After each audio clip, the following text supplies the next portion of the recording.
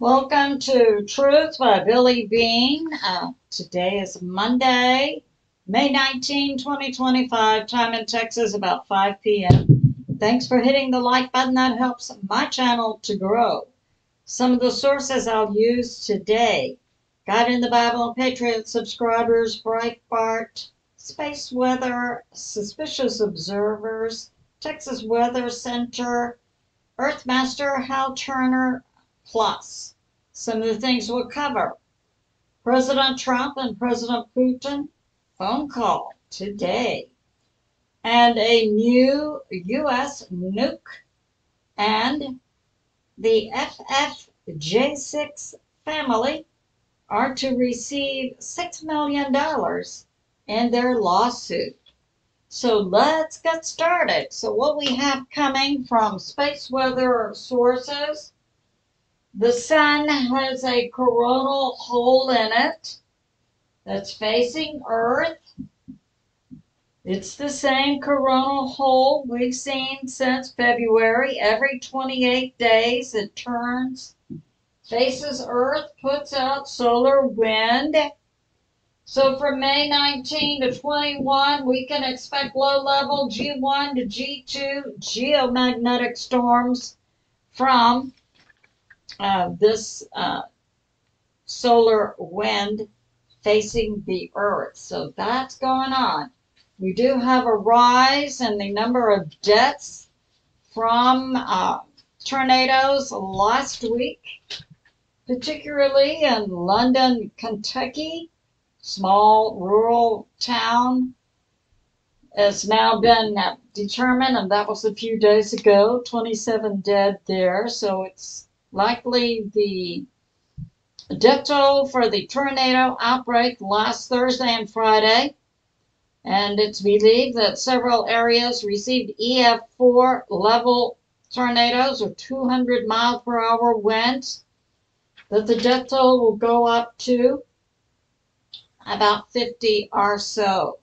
So that's going on. Now we do have today, Monday, a risk for storms, possibly delivering tornadoes in north to central Texas, extending into Oklahoma and Kansas.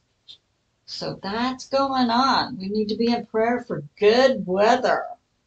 And we have this. We know on J6 there was an FF that took place in Washington, D.C. Primarily, it's believed by a majority of American citizens, orchestrated by the U.S. government, mostly the FBI, CIA, local police, and so on. An unarmed Marine, Ashley Babbitt, was shot and killed by a Washington, D.C. police officer. The family filed a lawsuit, and the family has won the lawsuit. The U.S. government will pay to the Babbitt family $6 million. So that sounds like some justice to me. And we have this. We have that, Ryan Hall predicts, more storms in north and central Texas, especially around the Dallas area, moving into the central U.S. So that's going on. And now we have this. We have, I put out a few days ago, the former director of the FBI, James Comey, who was just taking a beach walk and saw an interesting design of seashells, 8647, which anyone, according to Larry Taylor, former retired police officer, would know 86 means deep six. And 47 is President Trump's number. So, Comey was arrested or taken into for questioning, for a 70-minute long questioning by the Secret Service. So that's going on. Maybe they found out who paid him, James Comey, to make that Instagram note. And we have this from David Nino Rodriguez, recently interviewed 107. And it's put out by other multiple sources that President Trump is not returning the phone calls from Bibi Netanyahu. So we'll see how that plays out this week. We all know that phone game, yeah, you make me mad, you hurt my feelings, so I'm not going to return. I'm not going to answer your phone calls for a while. So it goes. And we have this from Business Basics concerning China's economy, that tariffs, U.S. tariffs, are affecting the Chinese economy and the relationship between President Xi and the CCP and the people of China negatively. So way to go, President Trump. Keep up the heat. And we have this from Daily Mail. President Trump, put out on Truth Social, President Trump's social media platform, information about HRC. Now, HRC, it's believed the actual flesh and blood HRC. So we have HRC. We believe she passed in, that would have been 2016. And that the Flesh and Blood JB actually passed in 2019. Now, HRC was running against President Trump for president in 2016. This happened at a 9/11 event in New York City.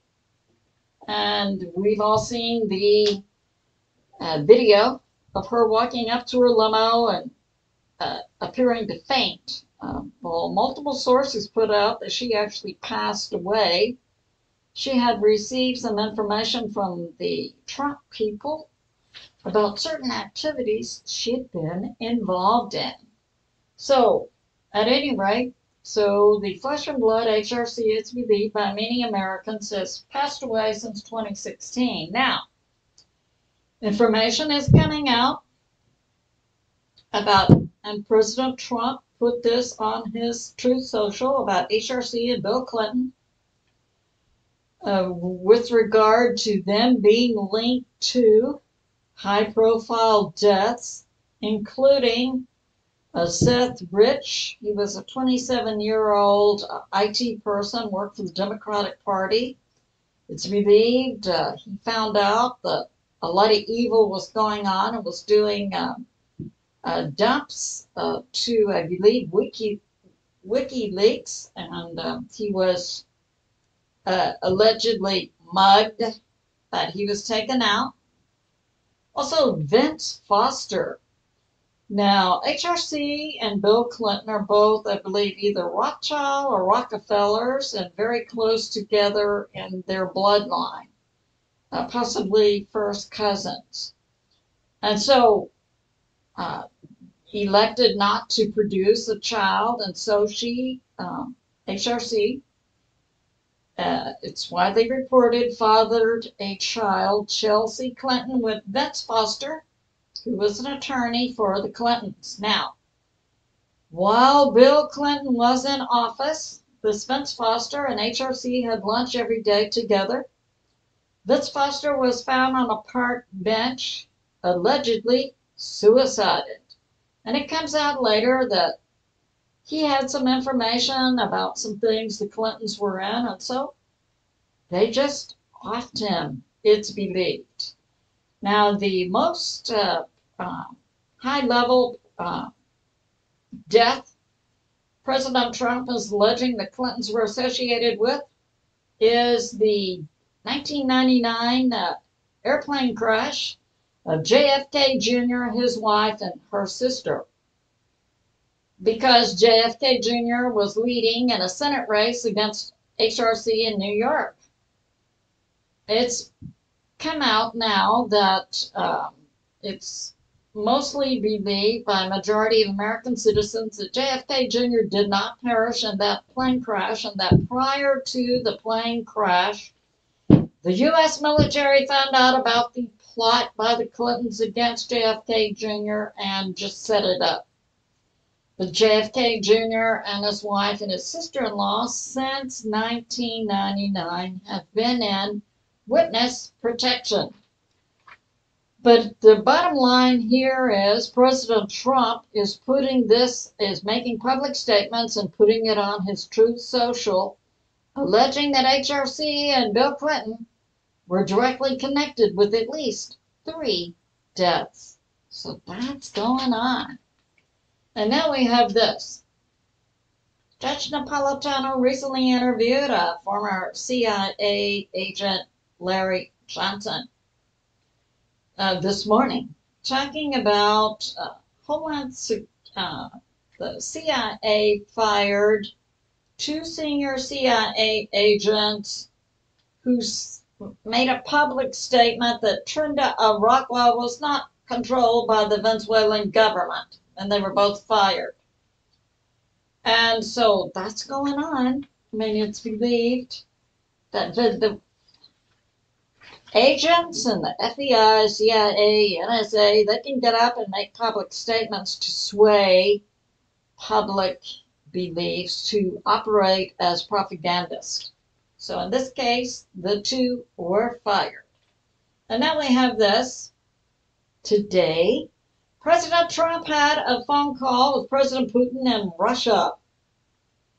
And it comes out that the new U.S. Pope, Leo XIV, we know he's from the U.S., has offered to host peace negotiations between the U.S., Russia, and Ukraine. And it's believed that Russia and Ukraine will directly negotiate with one another, and that the U.S. says to Russia and Ukraine that the U.S. will, to foster peace, the U.S. will take down the economic sanctions against Russia and will bolster economic situations in Ukraine. Now, right after, or shortly after, details about that phone call came out, Zelensky, anti-peace, anti-Christ puppet for the deep state NATO, came out and said, no, we're not negotiating. Now, continuing, President Trump also, after the phone call with President Putin, had contact with France, Macron, Italy, Meloni, Germany, Merz, Finland, Stubb, the leaders of these nations. They spoke to President Trump after President Putin call. President Trump said to Europe, the U.S. Pope Leo XIV has offered to host negotiations. And President Putin says Russia is ready to negotiate with Ukraine a memorandum of understanding that details a ceasefire plus. So that's going on. And now we have this. So the U.S. has produced a larger nuclear bomb. In the past, we had the Minuteman. Now, you can always go to a site called Nuke Map. It was designed by Alex Wallerstein decades ago. It's still fairly accurate. You can put in the size of the nuke and the city and find out if this nuke was detonated in this city, what would be the death toll and the impact. So this new nuke for the U.S., the new new one is a B6113, 360 kilotons. The former size, a B6112, had 350 kilotons. So I did Willerstein's map, just putting in what was already built in for the Minuteman to find out the number of deaths, and immediate would be close to 800,000 deaths immediate right in the core. Adjacent would be millions, and then the fallout would go out for miles. It's believed if a nuke went off in New York City, it would take the U.S. Nation decades to recover from that. So that's going on. And this new bomb, according to Hal Turner's intel, has already been produced and delivered to U.S. military locations inside the U.S. And we have this tariffs for China. China over the weekend sold $100 billion worth of U.S. Treasury. China is trying to bring down the U.S. economy. And China now holds less U.S. debt than does the U.K. Japan is also threatening the U.S. With regard to U.S. tariffs. It says U.S. tariffs are unacceptable. Well, I got this to say to China and Japan as an American citizen: stop it. Keep your products.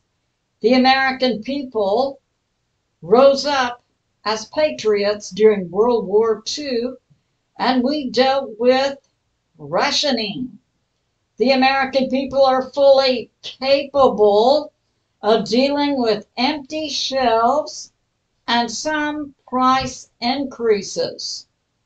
In order to make America great again, to give time for the U.S. to get their factories up and going. Now, I will make this suggestion to President Trump.